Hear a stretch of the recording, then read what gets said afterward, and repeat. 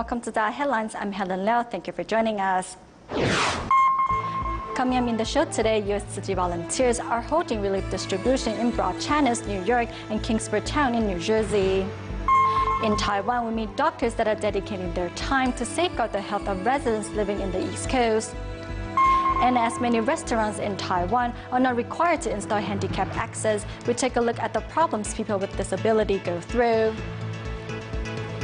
First up in the show, in the United States, New York Tzu Chi volunteers carry out their second large-scale aid distribution in Broad Channels, where 705 families received Tzu Chi's aid supplies, which included blankets, scarf, and $600 cash cards. In just 24 hours following the disaster, Tzu Chi volunteers were on scene with hot soup to warm up the victims. As Tzu Chi volunteers continue to help the disaster victims of Hurricane Sandy, this time around, they are carrying out an aid distribution in New York's Broad Channels.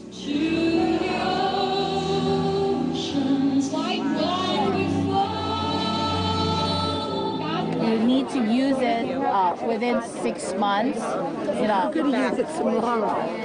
Thank you. Catherine's belongings were all swept away in the floods. The $600 cash card is a timely help so that she can buy some clothing and tools for home repair. I need help with gutting my house. No clothes. It was filled to the top with clothes. I had a lot of clothes. It's all gone. Your foundation is going to replace some of my clothes and some supplies they need to rebuild. Thank you. I'm lucky I have a place to go home to, because some people don't even have that. I need somebody to help me pull the sheetrock down and help me put everything back. All that stuff over there is not mine. It came in with the ocean.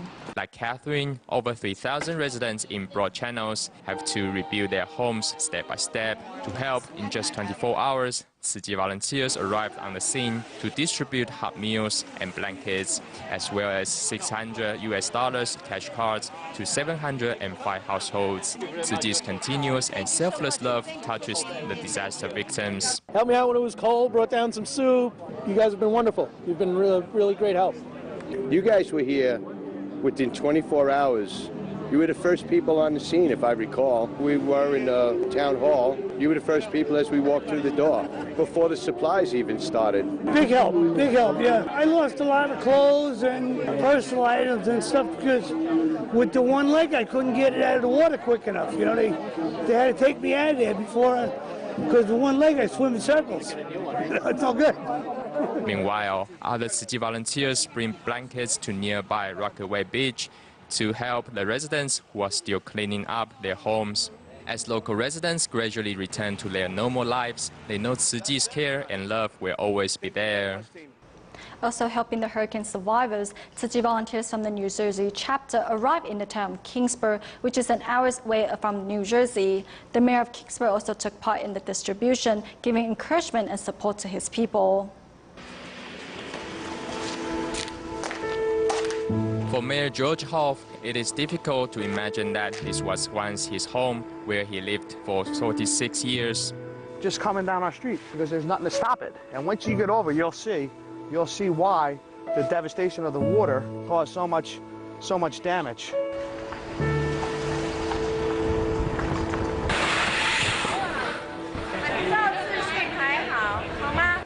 Tzu Chi volunteers conducted their relief distribution at the local Kingsburg Bogler Middle School.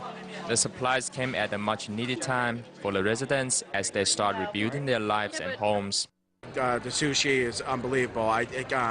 They told me how much the debit cards were worth, and I started to cry when I heard that you're actually doing that for our residents. I'm so gratefully appreciative and humbled by this. Thank you. The relief items included blankets, scarves, socks, to beat the winter's cold, and flashlights, as over 20,000 families are still without power and electricity in New Jersey. Among our relief supplies are blankets and instant rice. In case there is still no power and residents can't cook a hot meal, the instant rice is readily edible just by adding cold water or bottled water. Mayor Hoff was present at the distribution site, giving hugs of encouragement to his people. With Tzuji's help, residents are finally able to put some of their worries to rest. I'm gonna buy food. We're gonna go food shopping. And we're gonna go home and listen to music and be happy. So thank you. I'm very happy. I'm very appreciative to all that everyone has done here for us. We're very organized and very kind to us.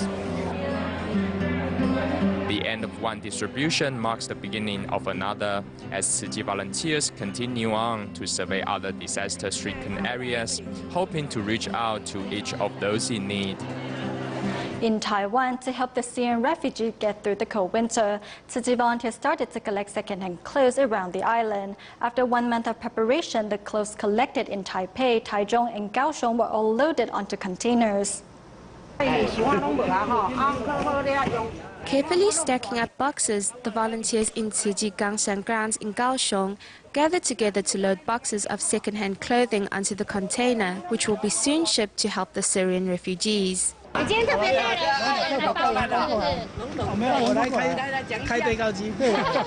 This is Tai Ziliang, who owns a factory in the neighborhood. He not only has helped collect secondhand clothing, but also provided pallets and forklifts to load the 650 boxes of clothing onto the containers. Though a factory owner, he does not mind driving a forklift to help out.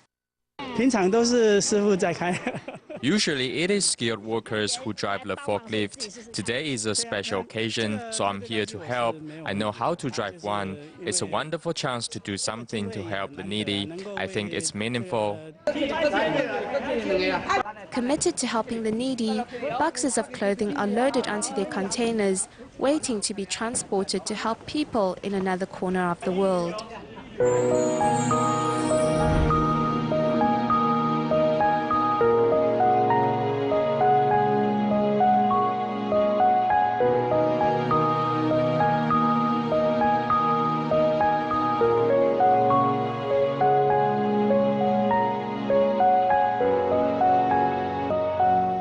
In a new series of reports on medical resources, today we take a look at those who safeguard the health of residents in Hualien and Taidong County. Although in terms of medical resources per residents, the Hualien and Taidong areas look well served, but as the counties cover a large area, residents are often faced with the problems of getting emergency care. Beautiful coastal scenery is many people's first impression of Taiwan's Hualien and Taidong County. But with the vast coastline comes the problem of evenly spreading out medical resources. Actually, Hualien's medical services, in terms of equipment and staff, is excellent, but Hualien Township covers 1/8 of the total landmass of Taiwan. The 300 kilometers long coastline from Hualien to Taidong is equal to the distance from Taipei to Jiayi. Here behind the central mountain range, medical resources are actually not widespread. They are mostly centered in northern Hualien or Taidong City. A senior living in Kawi Village drove his tractor to Taidong's Changbin Township Health Center from Hualien's Fongbin Township to get his injured arm checked out. I'm going to just bandage you up, but you should go to Fongbin Aboriginal Branch Hospital tomorrow for the doctors to check it out. Currently, we don't have any doctors on staff. Our previous doctor retired, and we're waiting for the Health Bureau to assign someone. It is an hour round trip for the senior, but he had no idea that the center is currently without a doctor. This also highlights the lack of emergency care some residents face. We need to shorten the time in which patients receive medical help. This is key, as residents might feel that what they are lacking in terms of medical resources is emergency care. Besides emergency care reform, another area that needs improvement is safeguarding the health of those in remote tribal villages. To help, team of doctors in the east of Taiwan hold monthly comprehensive free clinics. There are many different departments here today, so of course we want to see all the departments, as we only have a general clinic in this area. I think it's a great idea that Tima is here, but it's not frequent enough. To overcome the challenges of a sparse population and a landscape of mountains and coastal islands, many hospitals have implemented IDS, or Integrated Delivery System, where doctors and nurses make house calls, bridging the gap between care provider and patient. Most residents are lacking in health information, so mostly we spend a lot of time educating the public on how to take care of themselves, as POs can only do so much. The way to good health is really about changing lifestyles. In Hualien and Taidong County, there are around 100,000 people, which are serviced by 1 teaching hospital, 3 regional hospitals, and 11 district hospitals. So besides increasing the number of hospitals, increases in medical staff is also important. Those who are willing to work in the eastern part of Taiwan do so not because the pay is better, but because they have a higher calling of giving to help those less fortunate. Despite the areas that needs improvement, Hualien and Taidong County still have the most medical devoted awards of all of Taiwan's region, as the doctor and nurses here tirelessly safeguard these mountain region residents. In the Philippines, to raise funds for the Tzu Chi Ophthalmology Center, Tzu Chi volunteers held a 2-day charity sale at the local Tzu Chi grounds. The event was joined by more than 1,000 volunteers, with most of them being local volunteers, scholarship recipients, and care recipients. Weaving the fabrics together, in no time, a floor mat is created. This skill was once passed on to the residents at Dreamland Village so they could make a living.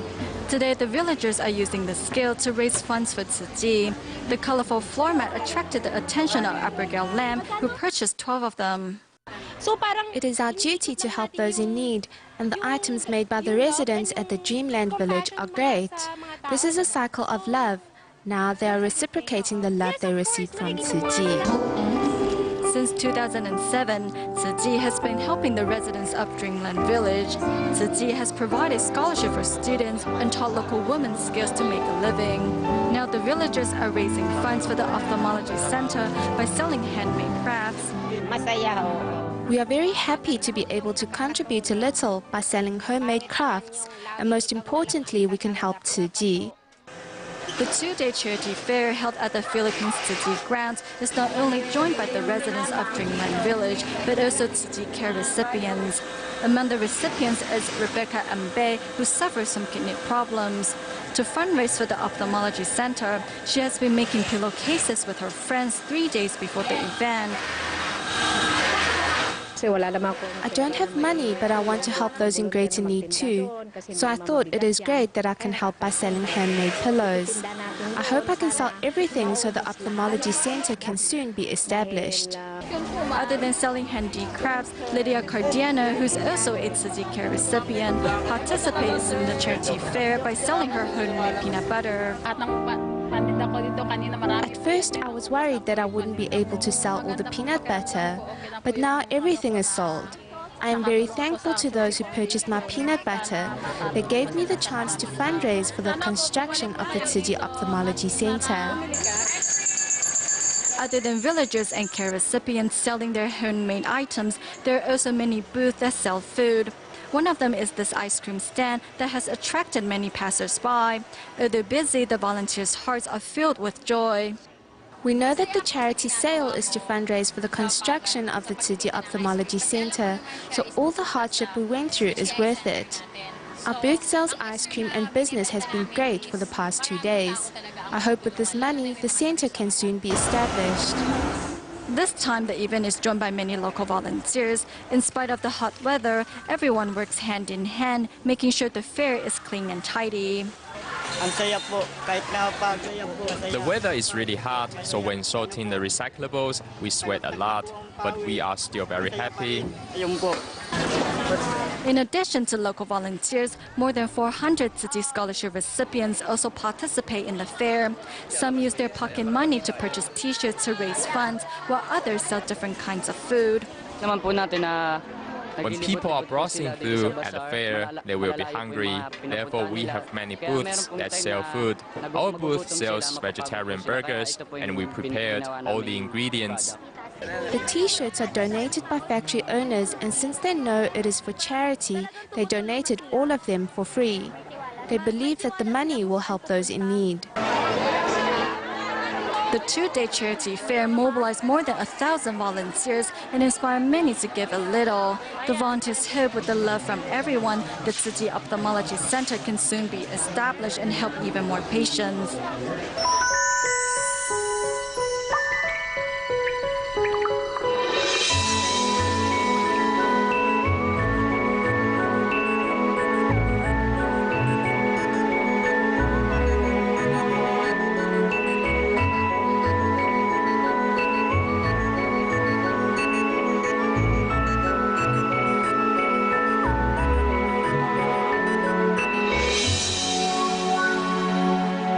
In October of this year, Taiwan's Construction and Planning Agency passed a law requiring all new buildings to include handicapped access into their designs. Although steps have been made in the right direction, for many handicapped, such measures have had little effects on their lives so far. Here's more. How hard is it for the handicapped to go out for a meal?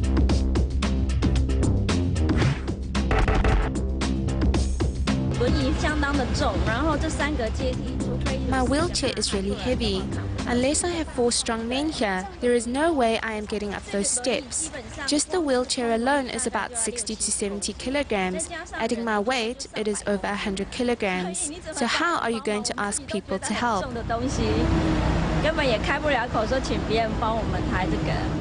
Although it is just 2 or 3 steps, for the wheelchair-bound, it is already a huge distance. Many restaurants are like this. It is a major reason why I don't often attend dinner or lunch with my friends. If they can get through the door, other problems lay ahead.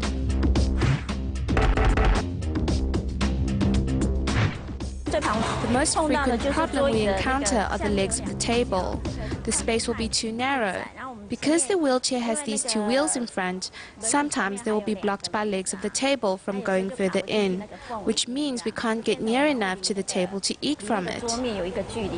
But in order to create sufficient space, this would mean reducing the number of tables and thus the amount of income that can be generated.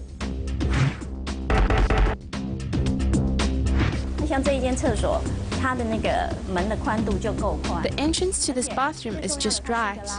And just as important, the door slides open. Many bathrooms' door open inward, but in those cases, if the space inside the bathroom is not big enough, there is no way to shut the door after we go in. So when dining out, we watch how much water, how much soup we drink. In fact, many areas that are supposedly designed for the handicapped, due to small oversights, become inaccessible.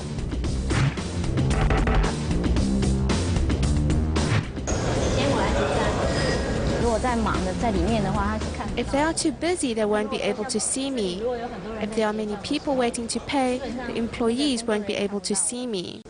Although the handicapped would love a dining environment that takes their needs into account, at present, only restaurants that are 32,000 square feet or larger are legally required to install handicap access. As for many of the small restaurants on the side streets, for the handicapped, they can only look, but they can't touch. We can't always go to the big restaurants to eat. When eating outside, it is the small dining joints and fast food places that people go to most of the time. So if there is no improvement in the law, then having access to restaurants of 32,000 square feet is of no use at all. With smaller restaurants inaccessible and larger restaurants too expensive to eat at, for the handicapped, eating out provides no easy choices. However, if, as a society, we can pay more attention to the needs of the handicapped, this problem of accessibility will certainly change for the better. In today's feature reports on Taiwan's unique trades, we meet a group of hardworking construction staff in South Taiwan who have been building bridges and roads for public use. Xu Wenyi led his staff in rebuilding 42 bridges in Jiaxian after the 8.8 flood in 2009, and Lin Qiwen, who has been in the industry for 5 years, has followed his father's footsteps.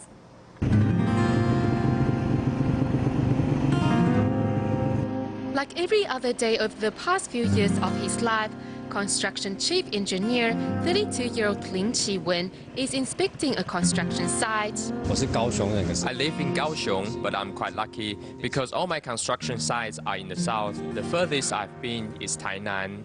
Thinking back to the project he has worked on, the furthest Ling has had to travel is to Tainan, which is quite rare for these engineers. Shorter projects only take a few months. However, some may take up to a year or two before completion. This is a tough job because we are always under the sun or in the rain, so my dad wanted me to take that into consideration. Lin Qi-wen's father was also an engineer who warned him about the tough working conditions and the challenges ahead. Before, my dad was rarely home, and after coming into this industry, I understood why. Because we hardly have any days off, and when we do for a day or two, we might have to rush back to work. I can now relate to what my dad was going through, and at least we have the same topics to discuss.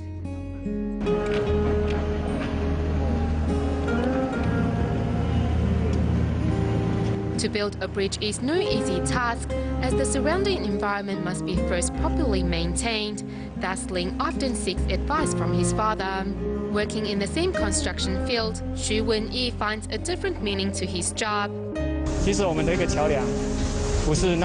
fact, building a bridge doesn't just happen overnight. This is something that people take for granted. A bridge is symbolic of the residents' hope, and in the process, it takes the determination and hard work of the construction team. I think without this determination and perseverance, the path would have been difficult.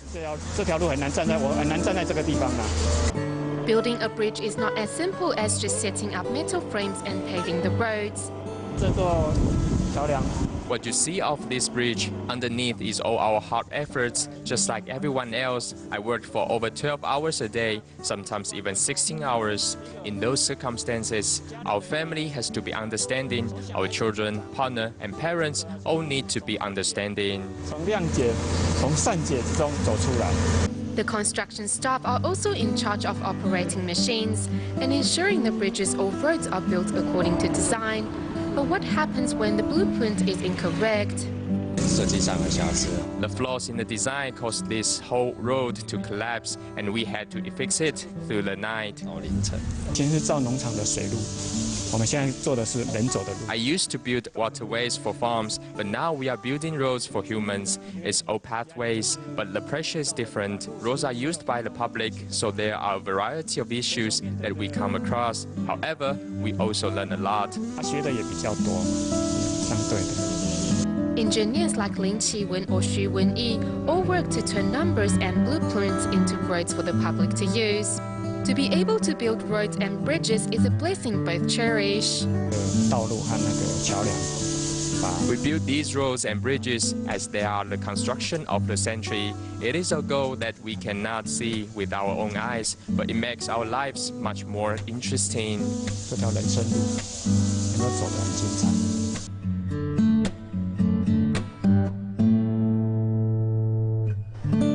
Staying in Taiwan at the end of the show, to help Hurricane Sandy victims, a fundraising event was held at the Taichung Tzu Chi Hospital. The medical staff all kindly donated money from their bamboo banks in hopes of contributing their share to help those in greater need. We'll leave you with these images. Thank you for tuning in. Goodbye. Love's the language of our souls. Love's out in hearts, now hands alone. For you to enjoy, we wish you forever peace and joy.